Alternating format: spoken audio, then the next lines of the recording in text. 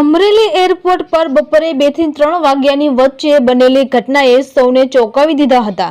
Training દરમિયાન landing કરતી વખતે પ્લેન અચાનક રનવે પરથી નીચે ઉતરી ગયું હતું।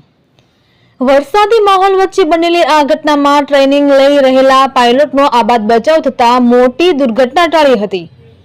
એરપોર્ટ ઓથોરિટીના અધિકારીઓ તાત્કાલિક ઘટના સ્થળે પહોંચી ગયા હતા અને ટેકનિકલ ટીમે તપાસ શરૂ કરી છે કે આખરે પ્લેન રનવે પરથી નીચે કેમ ઉતર્યું।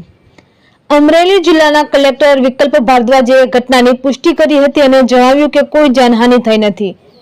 ઉલ્લેખનીય છે કે ગયા 22 એપ્રિલે અમરેલીના ગીરિયા વિસ્તારમાં એક ટ્રેનિંગ પ્લેન ક્રેશ થયું હતું, જેમાં પાયલોટનું મોત થયું હતું। આ વખતે પાયલોટના જીવ બચતા એક મોટી દુર્ઘટના ટળી છે।